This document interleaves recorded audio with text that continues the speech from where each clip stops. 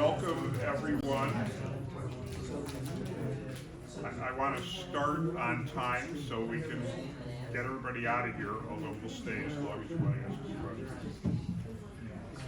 questions. Thanks for coming to our second Home Rule Forum. I'm Howard Rowan, Village President. As I said in the prior forum, some of you were here, many of you may not have been, I'm for Home Rule. I think it's a good idea for Glencoe. I think it's a smart move for the village and the residents. The village is going to make a presentation tonight, and then we'll try to answer the questions you have about Home Rule. But very briefly, let me say why I'm for Home Rule. First, Home Rule gives the village and village residents, rather than the state or the county, control over village affairs. Second, Home Rule should enable our residents to pay less. And there are two principal reasons for this. As a non-Home Rule government, our primary source for revenue is property taxes, and our residents pay all of that. With Home Rule, the village could consider other non-property tax revenue sources, which non-residents would pay at least part of. We can't do that when we're non-Home Rule. In addition, non-Home Rule governments are limited to 20-year bonds. I understand the reasons for that.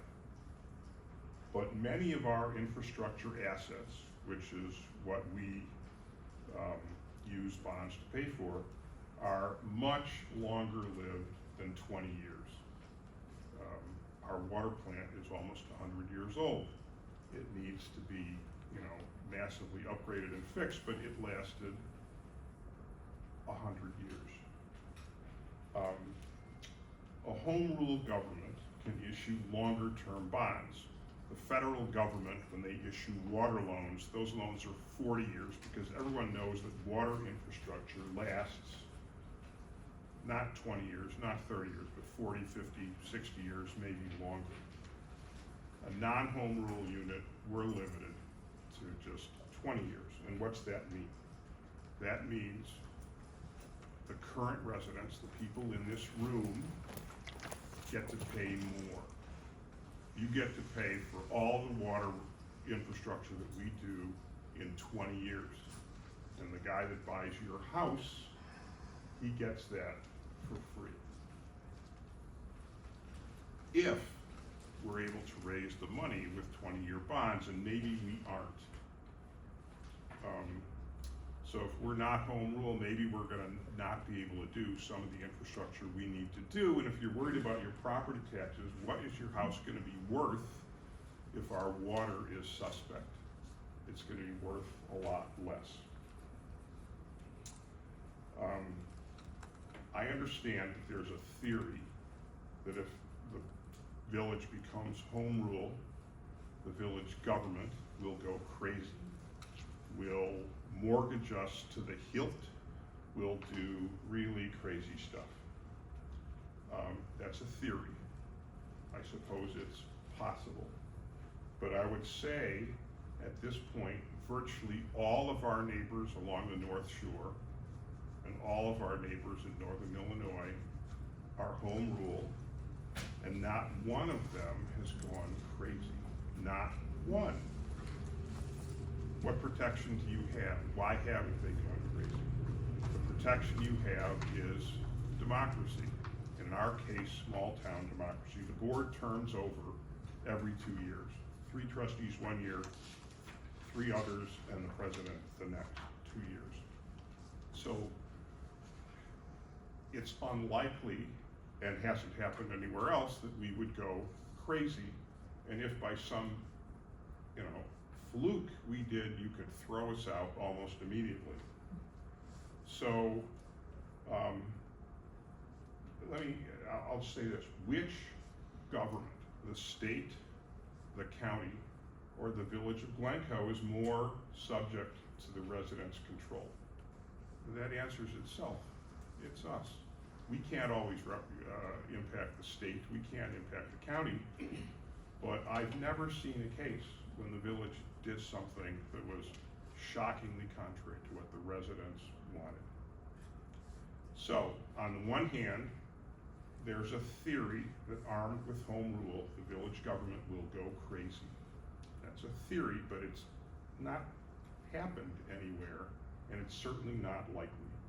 And on the other hand, there's a certainty that if we're not home ruled, we get to pay 100% property taxes, and we get to pay more because when we do it's primarily water infrastructure. Streets last 20 years and a 20-year bond's appropriate for that.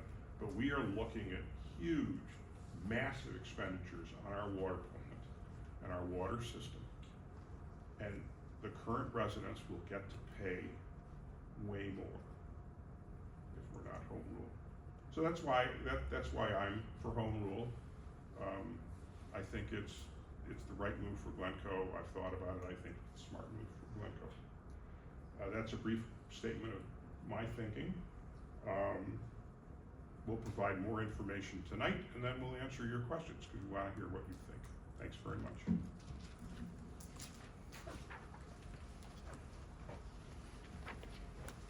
Well, good evening. Just to add to President Rowan's comments, we're grateful that you've taken some time to come and listen to a brief presentation this evening. My name is Phil Corrali. I am the village manager here in Glencoe.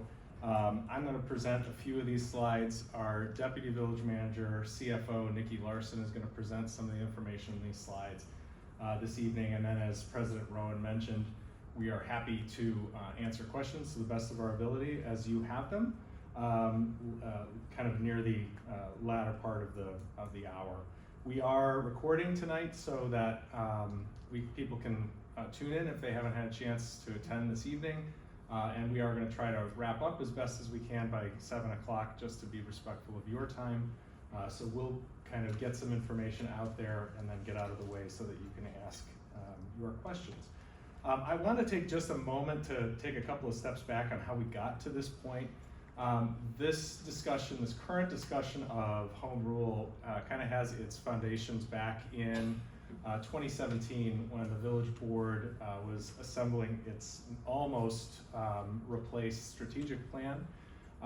During that time, there were conversations about whether home rule, or more importantly, whether the village's non-home rule status was in some way somehow negatively impacting our ability to do certain things.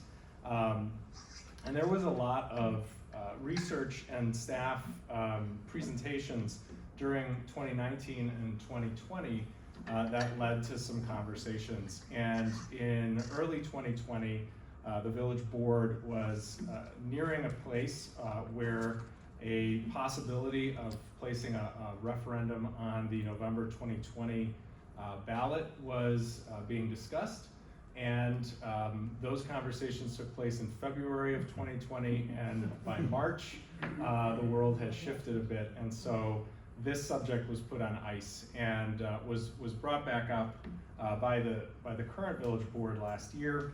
And I want to just point out, and we'll have a QR code up on the screen in a little while, all of the research and information that was assembled as part of that conversation is available on the village's website, and we encourage you to take a look at it.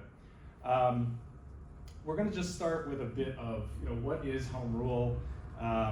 Just quite simply, there are two types of municipalities in the state of Illinois. And this is set by the state constitution, that are either home rule communities or non-home rule communities. Under state law, those municipalities that are over 25,000 are automatically home rule. We don't know where the state came up with that number in 1970, but that is the number that's in the Constitution. And communities that are smaller than 25,000 do have the opportunity to consider home rule by referendum. Generally, non-home rule communities are subject to state, and in our case, county legislation and mandates. And if something is not explicitly granted by state law, a municipality that's non-home rule does not have the power to legislate that particular local issue. Generally speaking, home rule communities have more control over local issues. Glencoe is unique in that it exists in the only home rule county in the state of Illinois, which means we're both subject to the state of Illinois and Cook County. Home rule units have authority to act at the local level. I've already mentioned this briefly. Unless it's specifically prohibited, there are circumstances in state law where home rule authority is preempted. That being said, non-home rule units do not have the same authority as home rule units. Sometimes, and this has been true for Glencoe in the past, you have to seek out legislation or you have to find a way with the village attorney to not work outside of statute, but to see if there are ways that the statute is drafted in such a way that could accommodate something that you're looking to do. I will say some of the limitations that exist for non-home rule communities that we have talked about in our community over the last few years relate to things like multi-year contracts.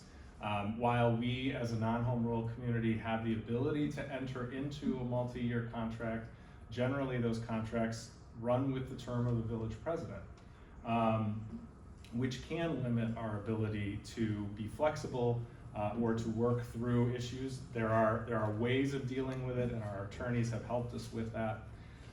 We don't have the ability to ban certain things. So we have the ability to regulate to a certain degree, but you may know we went through a lengthy process with 10 of our municipal neighbors a couple of years ago looking at gas-powered leaf blowers.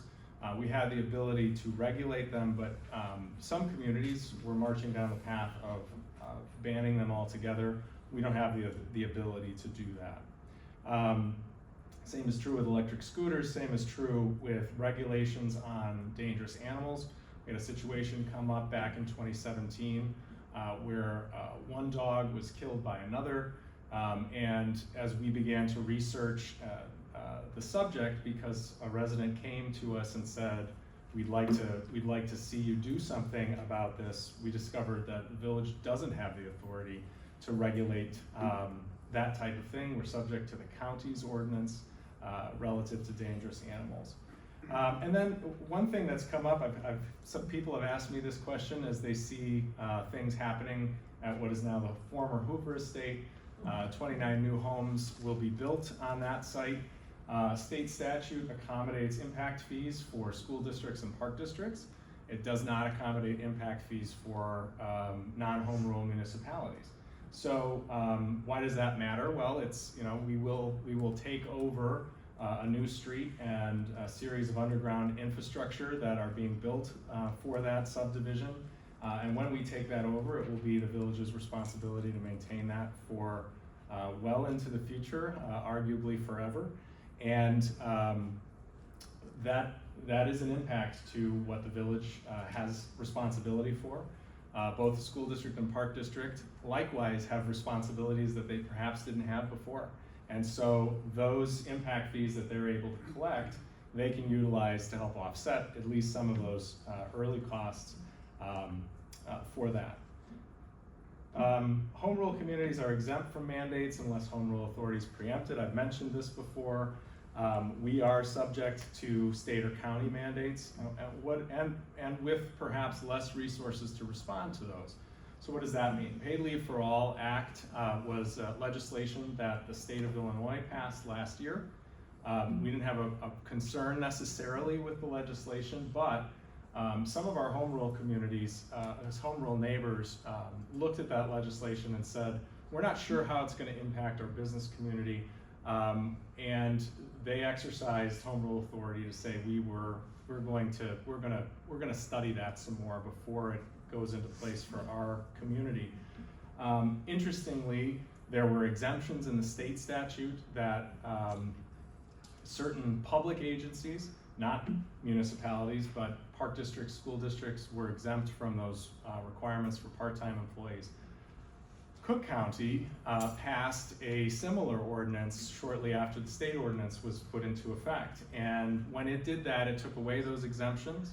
and it immediately applied and had very little public input before that process got underway. What does that mean for us as a unit of government? It could mean quite a bit. While we have wonderful and excellent relationships with our employees, there are situations where the legislation could accommodate full shifts of public works employees or public safety employees calling in sick on the same day. By law, we are required to abide by that. Home rule communities would have the ability, and they are currently in a situation where they believe that they don't have to abide by that.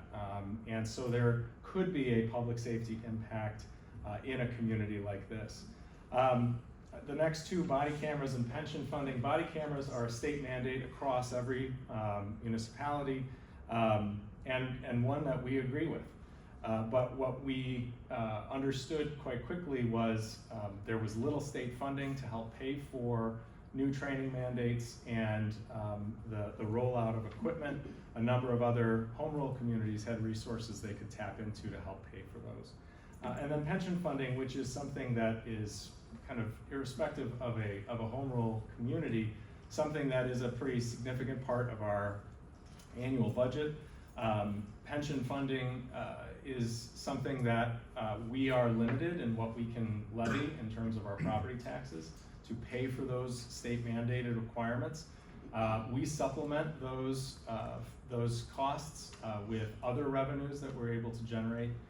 Thankfully, we have those revenues available to us, but that is a situation that becomes more and more complicated, particularly as the state sweetens those benefits. So why isn't Glencoe home rule? I've already mentioned we're not 25,000. That is the simplest answer. Nor has a referendum been passed that would accommodate those, that would accommodate home rule. There was a referendum back in 1988. That is the last time this subject was discussed publicly in the community from the standpoint of seeking voter approval. That was not a successful referendum. And what really has changed in that time in these last years is we have a map up there on the screen. Glencoe is unique among its North Shore neighbors, along with Kenilworth, in that we are the only remaining non-home rule communities. Back in 1988, you could add Lake Bluff, Lake Forest, Lincolnshire, Bannockburn, Highwood, Deerfield, Riverwoods, Northfield, Winnetka, and Gulf to that list. And in these ensuing years, those communities have sought referenda for various reasons that were appropriate for them, and have benefited from some of the opportunities that have been presented to them. I'm gonna transition over to Nikki, who's gonna talk through briefly, what does home rule mean for Glencoe, and then we will wrap up in hopefully about 5 or so minutes. Thank you, good evening. Okay, so our goal is tonight to just educate you a little bit and help simplify this message. I know home rule governance can be a little complicated. So we tried our best to highlight exactly why we're considering this and recommending this to the community. One of our primary goals of considering home rule governance is that it allows municipalities, and specifically the village board, to consider alternate revenue sources.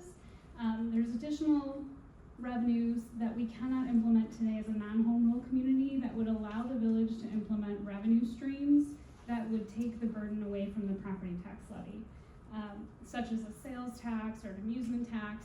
There are many visitors and non-residents that come here every day, whether they're patronizing our restaurants, our shops, Writers Theater, that are not paying their share of the infrastructure that they're benefiting from. So one of the goals would be to spread the tax burden amongst those individuals. As Manager Corrali mentioned earlier, the village does enter into some multi-year contracts, but under the law those can be challenged, which could put the village in somewhat of a precarious position. So we are looking for additional authority to be able to do that.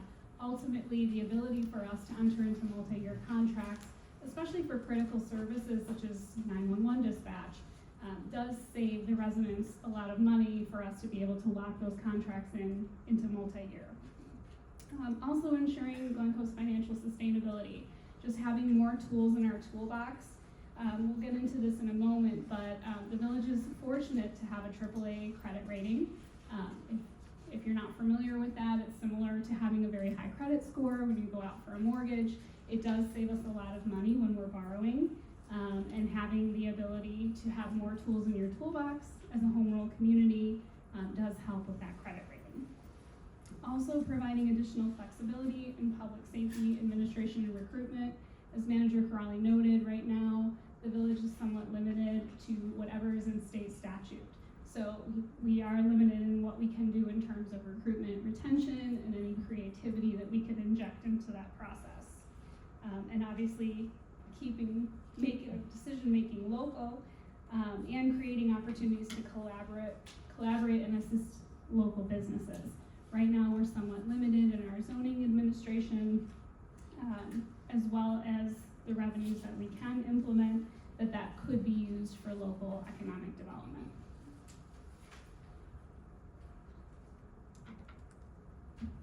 Home rule also impacts the village's ability to issue debt for infrastructure investments. One thing I would like the community to understand is that the village only issues or borrows for capital investments. Right now, the village has a 10-year capital improvement plan that is over $77 million and growing. That includes all of the village's roads, water mains, sewer mains, all the critical infrastructure that you need for a community to thrive.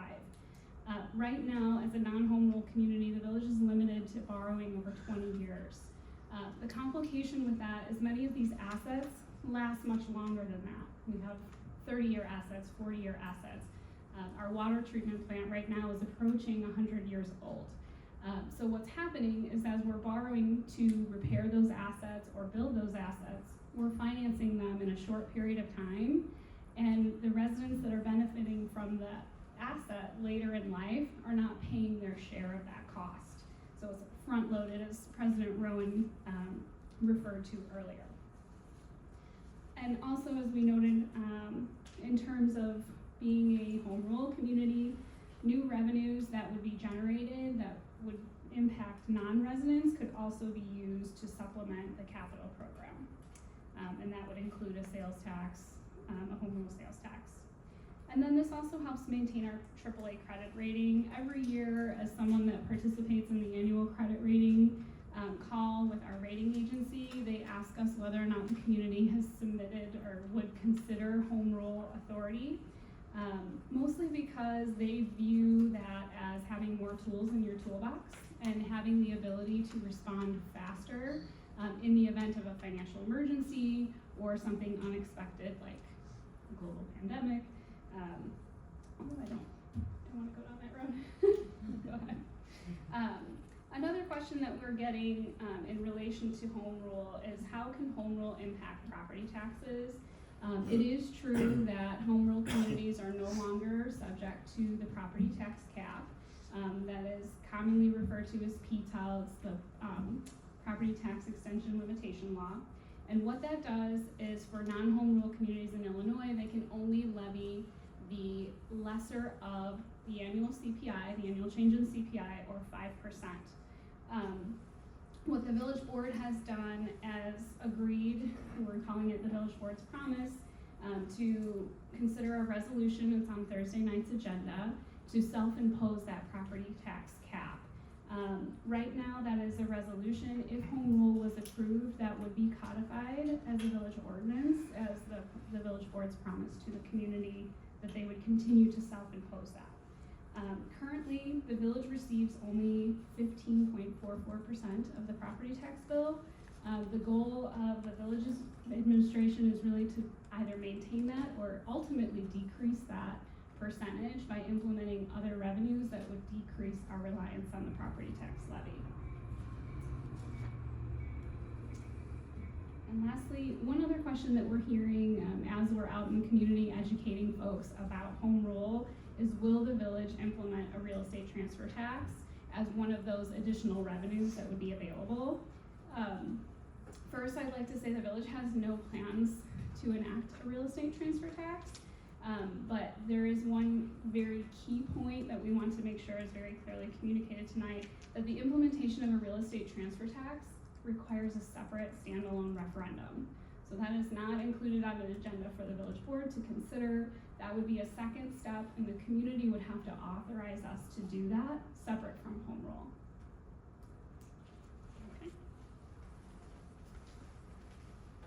Just a few more items to point to, and then we'll get out of the way. You know, how else can home rule enhance flexibility? There are opportunities to look at fees and incentives that can promote sustainability. They can also promote economic development and preservation. I've already mentioned quite a few instances of local regulations and or bans, but some of those relate to even things that you may not think of. An issue that the Sustainability Task Force ran into a few years back after reviewing several recommendations from the community about enacting safer practices across sustainability issues, was to seek out a ban on coal tar based asphalt sealants. If those of you who have a blacktop or asphalt driveway, that is something that still we don't have the ability to enact because state statute hasn't granted it. I'm just going to jump over the funding opportunities for 1 second. I think Nikki's mentioned this a bit, and there's just a point to make mention of as it relates to zoning regulations. Our Preservation Commission has talked about ways of enhancing how we are able to preserve the architectural significance of many of the properties in this community. And one way has been to find ways perhaps to provide additional zoning variations so that those properties perhaps are less susceptible to being torn down and replaced. That is an example of an area where zoning regulations could be adjusted outside of what statute accommodates. And then one point to just make is, and we've seen this in some of our neighboring communities, finding funding opportunities from both the state and federal government to help offset the cost of capital investments or other things. Those are sometimes seen in home rule communities as a better buy because the resources are available, or at least the opportunity for those resources to back up any local control or local share of a grant are easier for that, perhaps easier for that community to assemble or create. So we have seen that be something that some of our neighbors have benefited from. There is no doubt there are concerns about home rule. We've talked about some of them this evening. I think it's important to note that home rule is not some magic wand, right? It isn't something that creates solutions to all of the problems that the village is going to face.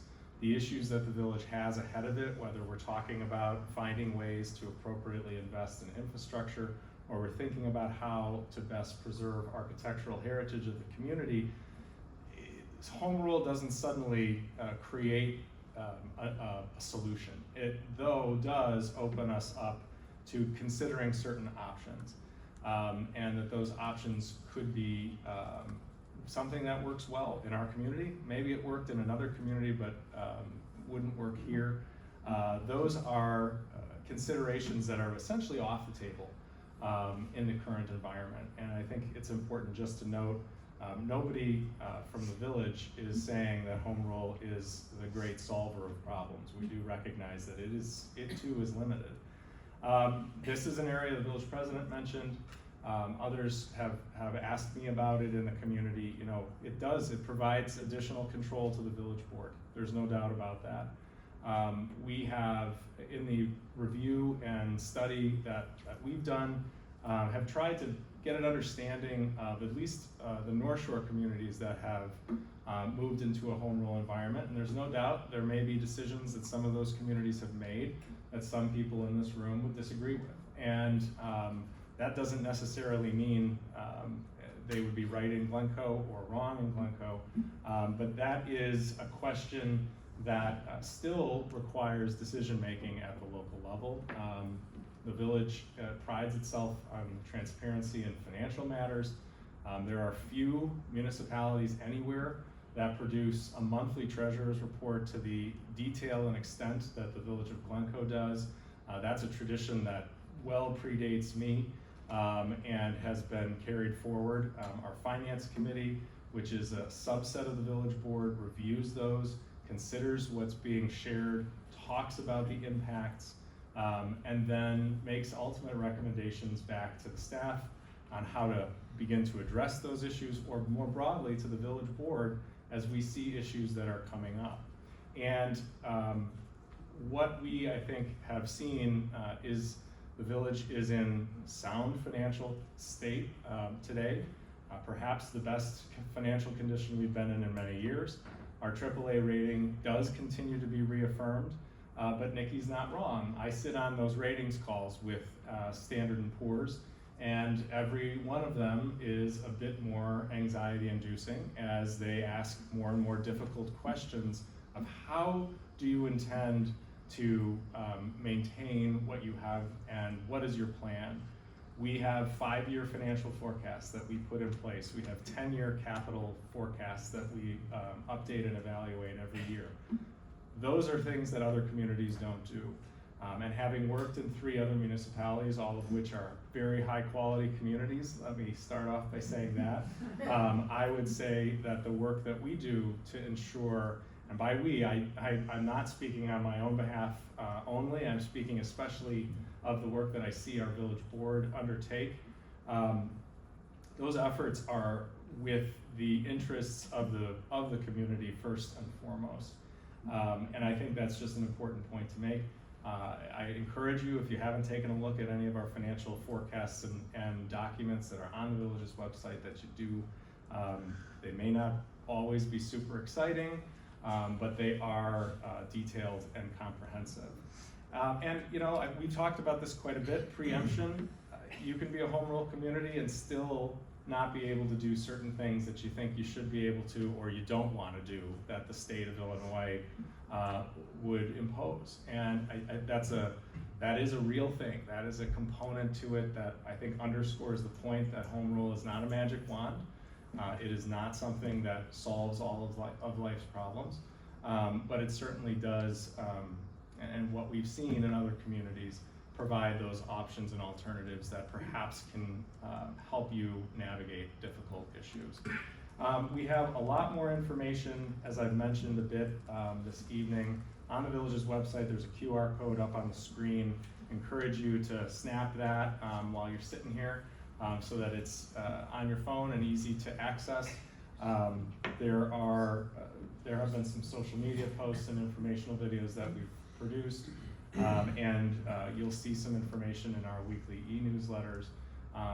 Recognize that we want to get information to you, and we're going to do our very best to make sure that the community understands the questions that are being asked, and we make ourselves available for questions tonight and anytime after this evening. So I'll open it up. We'll have somebody walk around with a microphone just because I think it's easier, so you don't have to feel like you have to get up. We'll talk loud in the front.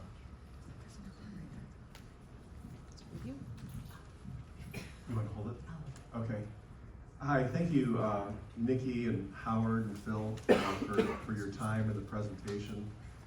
I appreciate it. You know, I think I walked in a little bit late, but I think, Howard, your last words, you said, you know, Glencoe going crazy is a theory, and that there's certainty that without home rule, you know, that things won't function well. It feels a bit polarized that if you frame it that going crazy is what Glencoe won't do, well, then everything will be fine. But really what we've been suffering from in Illinois is incremental taxes. It's a little bit like boiling frogs. It's been happening little by little by little until we have so many taxes that we see many of our friends and family moving out of state. The things that you pointed to, things like paid leave, body cameras, and especially pension, that's really the problem. And with Governor Pritzker recently canceling the grocery tax, I know he got a major political win. But what he did in turn was pass that down to municipalities and allow the municipalities to increase the taxes. And of course, Glencoe can't do that. It needs to pass home rule to do that. So my question, I think that your campaign generally rests on trusting Illinois elected officials to pass a tax, but yet not to go too far. And the history of trusting Illinois politicians to pass a tax, and just for a little bit, it's not very strong. So my question for you is, what have you done to push back on the state of Illinois against pension costs that are skyrocketing? Without COVID, we would not be solvent. There was a bailout. These costs without permanent fixes in pension will come back, and the taxes will only increase over time, even if only now it looks really good based upon what Glencoe government decides to do in the short term in order to gain the trust to pass home rule. Is this on? I think it's on. I'm not sure that it is. Sorry, we've learned we can't have them both No, on it's at the on. same time. Okay. So, with respect, home rule is not really about whether we can overrule the state of Illinois or solve the pension problems. That wasn't my question. Are you pushing back on So, those that are doing that Home rule, as a government? Home rule also is not about whether we can That was push my question, back. though. If the question is, what can we do about the pension issue? The answer is, it's in the Constitution. Politically. There's nothing that we can do about the pension issue. It's in the Constitution, period, full stop. The legislature attempted to address the pension issue, and the Illinois Supreme Court held that what they did was unconstitutional.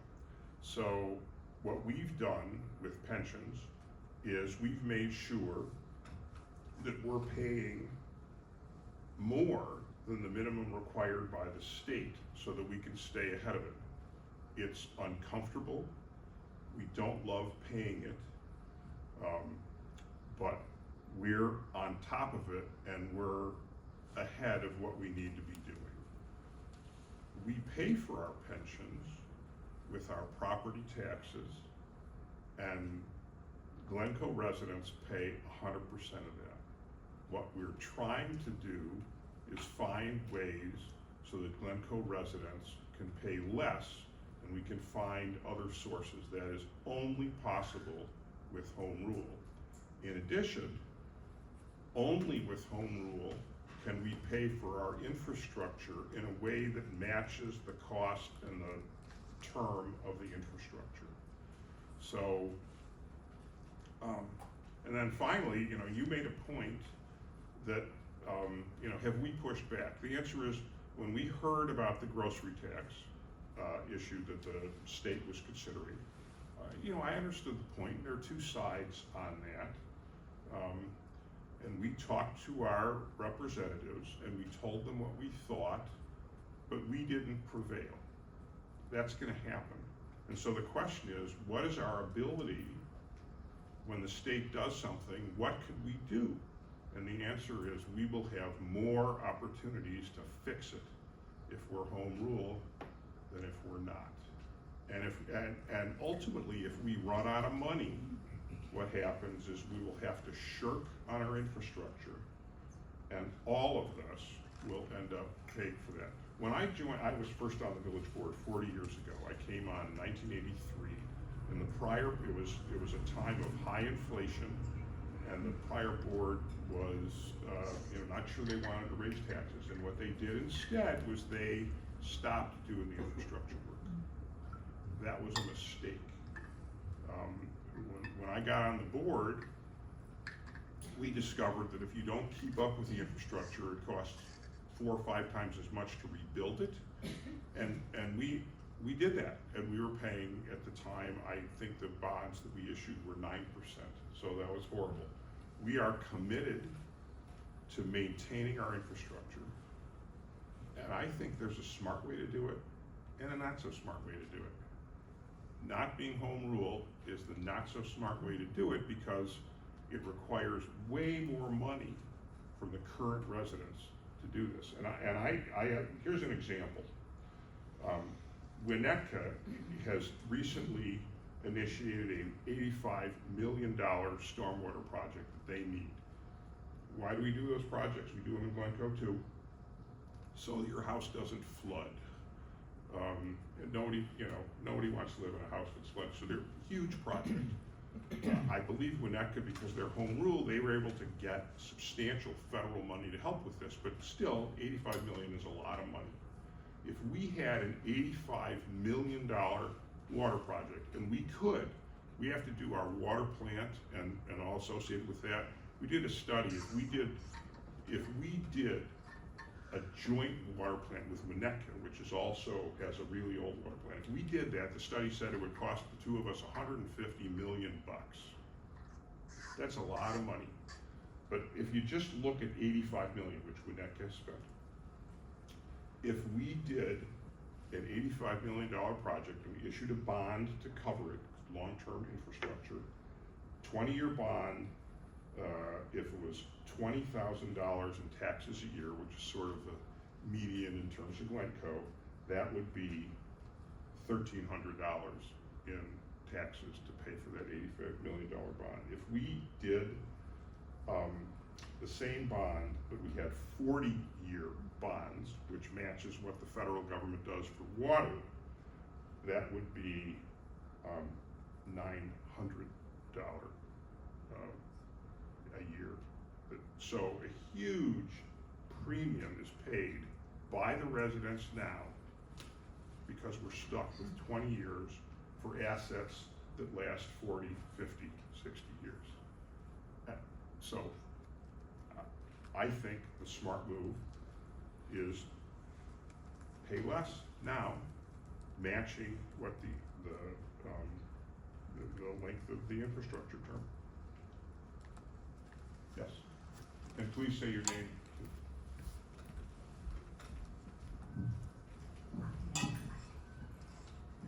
Thank you. My name is Emmy Wasner, and thank you for doing this and explaining all this. I'd love to hear more about, other than sales tax, some of the exciting ways that you would bring in, expand the revenue base if home rule were achieved. I should probably defer to Nikki. So the idea is just look for things we could charge that aren't paid by us, but and sales tax is an obvious one. Right now we have something called the places for eating tax, which is kind of like a sales tax on restaurants, but it's capped, so very little we can charge. When the state eliminated the state grocery tax, which was easy for them to do because we get the money, they don't. They said, oh, we could do it. It's complicated because we don't, if we impose a grocery tax here, but Northbrook didn't, that would probably be the end of our grocery store, because there's the same other one just like it in Northbrook with more stuff. So we have to think about it. Amusement tax, basically, we're just not limited if we're home rule, so we can think about it. And let me give one other example, and then I'll let Nikki give some specifics on the kind of tax. One of the things Nikki said, this is not a gambit to raise people's taxes. I didn't run to be president of Glencoe because I wanted to stick it to the residents and raise your taxes. I want to maintain the revenue and the services. So one of the things we want to do, which other communities did, was we will impose on ourselves the PTEL limit. We're pretty confident that'll be easy because we think we'll be paying less as a result of being home rule. So we went to our village council and we said, can we do that? Can we pass right now a trigger ordinance, which you're all familiar with because we remember this from abortion. If we get to be home rule, that will trigger PTEL. And our lawyer said to us, sorry, you're not home rule, you can't do a trigger ordinance. So instead, we're gonna pass a resolution sort of promising to the residents that if we become home rule, we'll adopt PTIL. We face at every meeting, we have to consult with our lawyers. Can we do this? How do we do it? What, how do we get around it? And it's expensive and it's crazy. So if we're home rule, a lot less lawyer, I'm a lawyer, I like lawyers, but a lot less lawyers and a lot less complication. Follow up, Howard. So one caveat I would just like to make is that the village board has not made a statement about any revenues that would be implemented if home rule were granted. So anything that we were to consider in the future would be discussed at a public meeting, likely in a budget hearing, and the community would have the ability to have input in that. But President Rowan's correct. The goal would be to implement like fees or taxes that would apply to folks that are visiting Glencoe. We do have the ability, as if we were a home rule community, to implement a home rule sales tax that would apply to shops in Glencoe. We also have the ability to enhance the places for eating tax that we have today, specifically to apply for packaged liquor. There is a store, I won't call out in a public meeting, but there's a store on the edge of town where most of a big share of the patrons come from out of town. So there are instances like that that we would be focused on. You could also enhance fuel taxes as well. There's other entertainment taxes that could apply to Writers Theater or other entertainment uses that could be considered that would apply to folks that don't live here.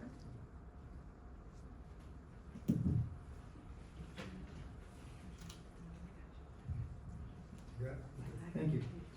Mitch Willamette, I lived in Glencoe for over 50 years. I served on the board in the 90s for 8 years. From what I'm hearing, it seems to me there are two significant concerns right now. One is, it sounds like the real reason this came forward is because of the water filtration plant.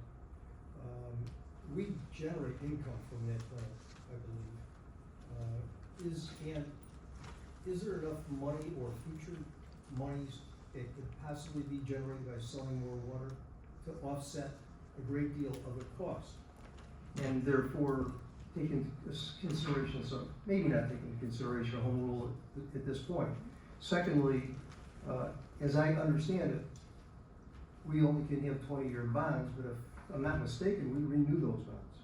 So if it's a 20-year bond, we renew it for another 20 years, or we refinance depending upon the interest rate at that point. So can we do that also?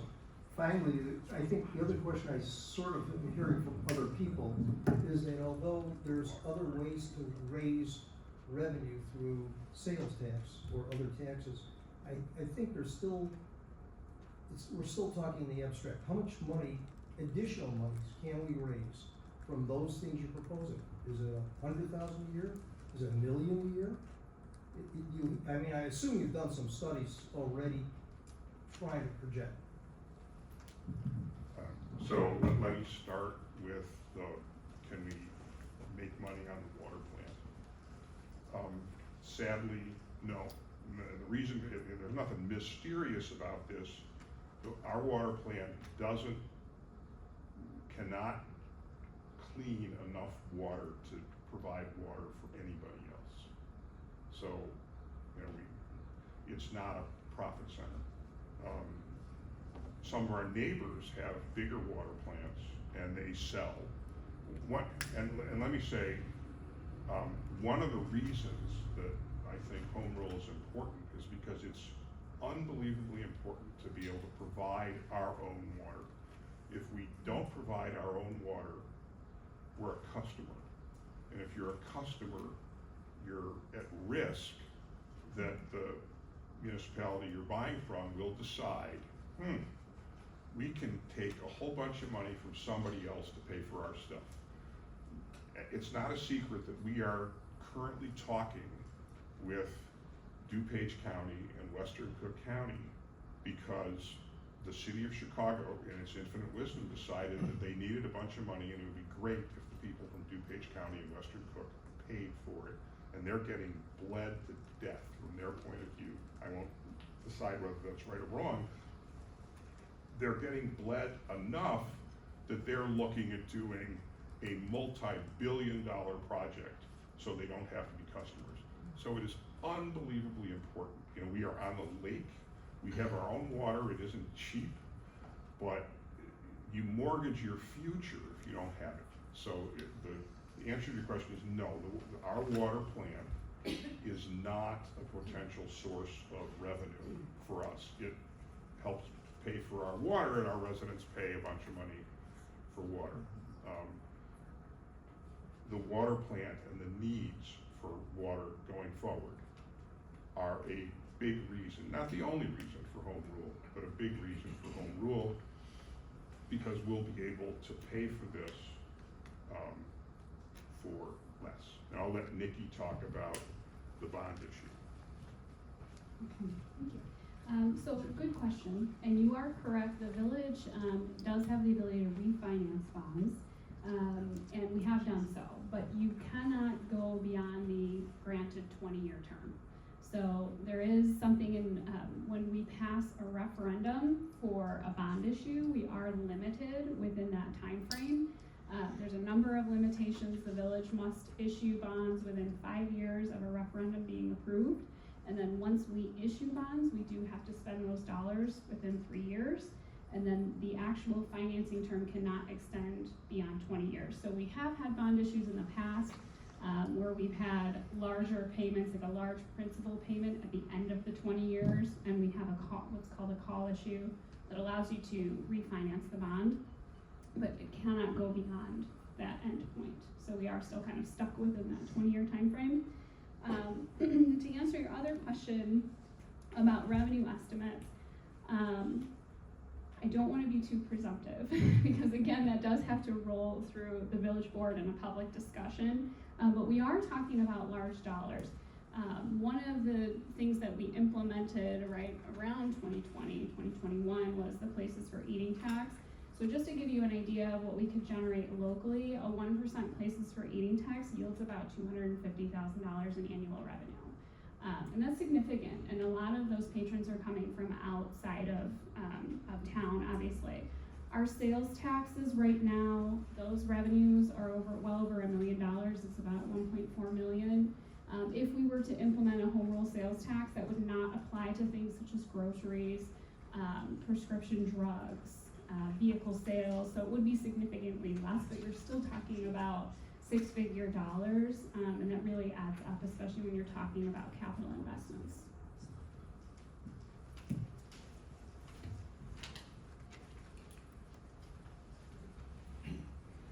Thank you. I actively worked in favor of the 1988 referendum, and I support this one. But I don't think I could restate the manager's point about the Hoover estate and the impact fees. Maybe you could just explain that again, because if I ask, I want to be able to understand it. No problem. So statute is drafted in such a way that impact fees are levied for park districts and school districts based upon the number of new bedrooms that are generated. So if in this case, we have calculations that have been provided to us that indicate it's this many dollars for a 3-bedroom, this for a 4, this for a 5. That's calculated off of a net increase. So the Hoover estate had a home on it. You subtract the number of bedrooms that existed in that home, and then you calculate off of each individual home that is built. There is no provision for a municipal impact fee. There are a number of communities who are home rule, who have enacted those. I have worked in those communities. You're able to then generate off of those new homes that are perhaps generating services that you never had to provide before, at least a one-time resource that can be utilized. And obviously there are property taxes that are levied against those properties, but sometimes those significant developments, and this is the largest development that our community has had in about 35 years, you generate a need for oversight and management of those new homes. So I hope that's helpful to you in terms of the structure, but yeah, those, for school districts and park districts, that's generated in state statute. President, I'm gonna go back here.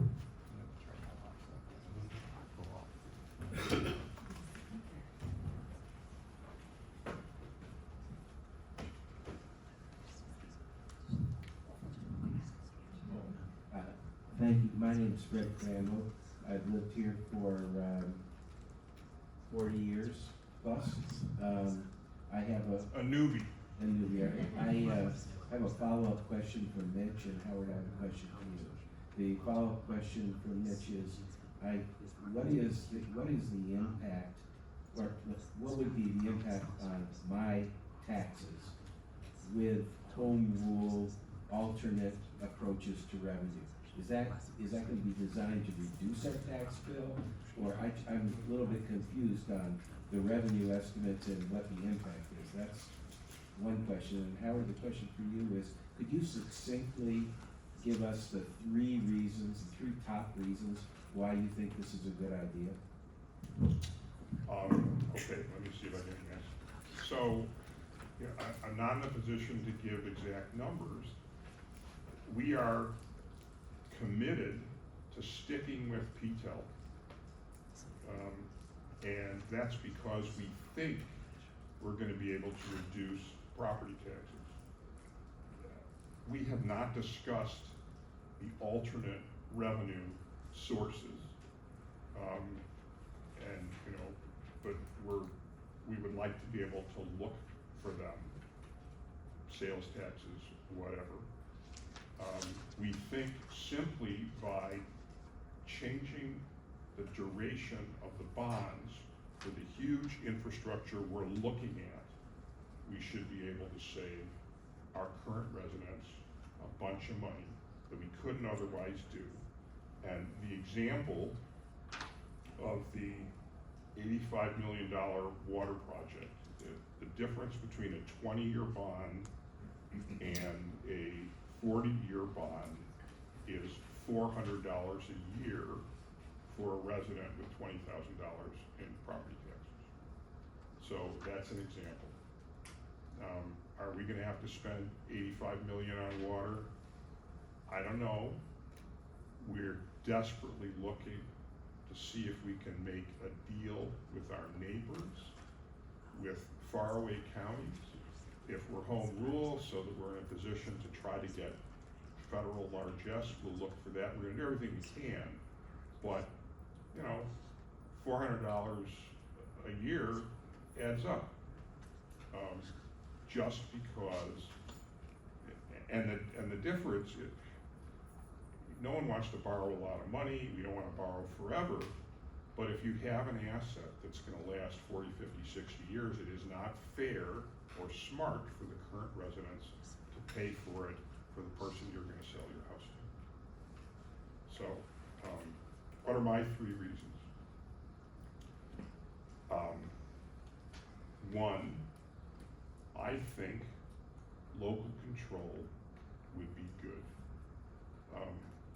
It is very frustrating for those of us on the village board when residents come to us and say, can you fix this? And the answer is, sorry, we can't even think about it. I don't have a laundry list of things we want to do. We're certainly not interested in doing everything we might possibly could do, but local control, if somebody doesn't like something that happens in this village, we hear about it and we fix it. I can't remember an example of the village board doing something that was widely unpopular. If anything, we're too conservative. The village, when some of the local purveyors wanted to sell coffee and donuts at the train station, which I thought was an eminently sensible idea. A bunch of people came to the village board meeting and everybody said, oh, never mind. So the idea that the village board, any village board, would do something crazy or close to crazy or widely unpopular, it just seems, I can't imagine it in the village we live in, but I would like to have the local control. That's one. Second thing is I would like to be able to look to find something other than the property tax, which we pay 100% of, to pay for things.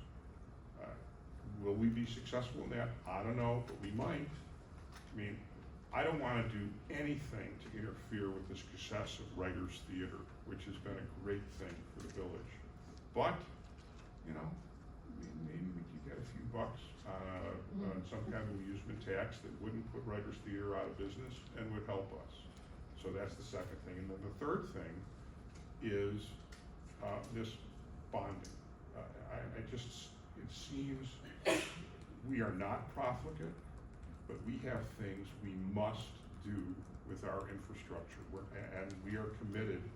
And if somebody's running for the village board, the first thing you should ask them, are you gonna keep up the infrastructure? Because if you don't do it, the town goes down the drain. We're gonna keep up with our infrastructure, and I would like the current residents to pay an appropriate amount, not extra. So those are my three reasons.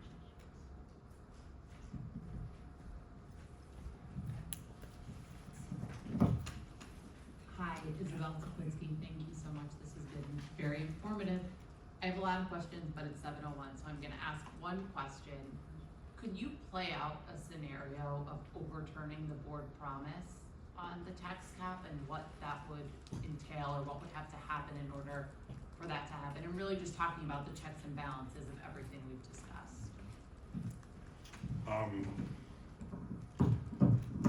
So almost everything the village board does, it's almost, so most of what we do is common sense. It's really, you know, I don't know what the national political position is of some of my fellow trustees. It doesn't come up. It shouldn't come up.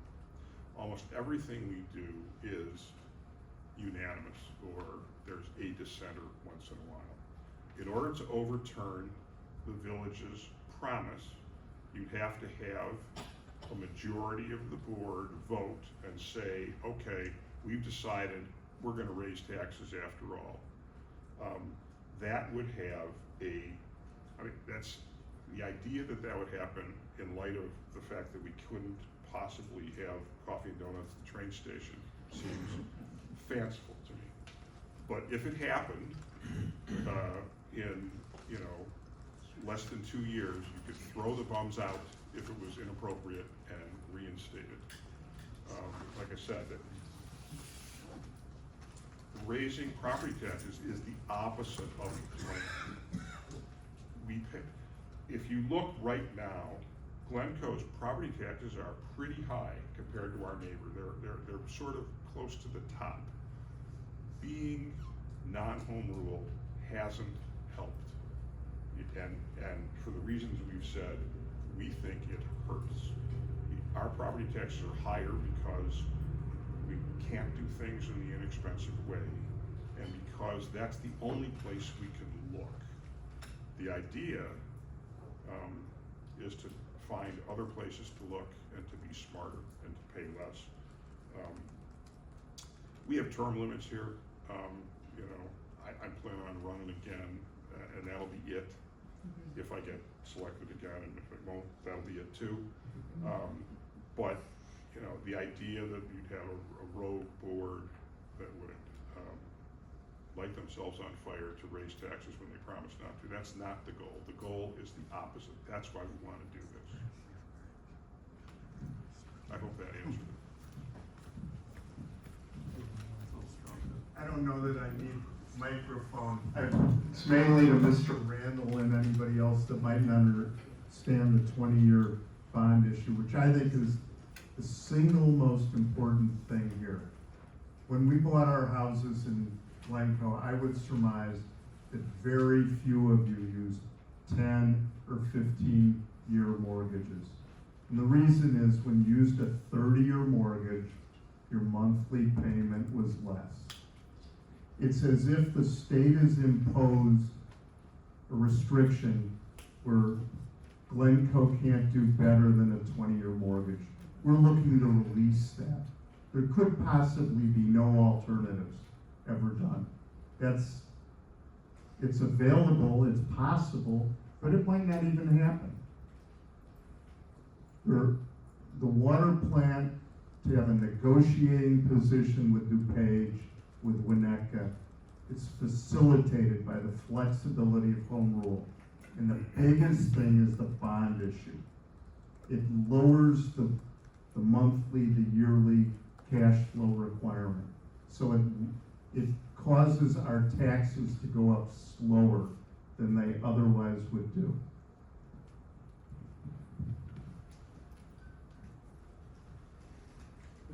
We'll do one more, and then we'll wrap up.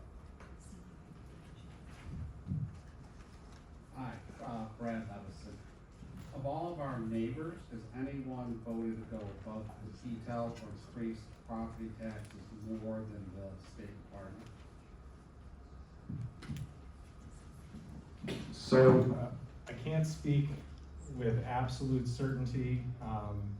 What I can say is that based off of the research that we did, the communities that went to referendum, many of them passed ordinances that are still in place.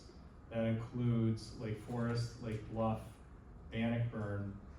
Winnetka did not put an ordinance in place, but they have a policy that they abide by PTEL, which my understanding is they have since they became home rule almost 20 years ago.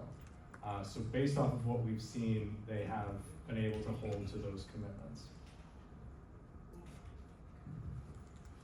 Okay, well, thank you everyone for spending a little more than an hour with us this evening. We really appreciate it. Your questions are very helpful.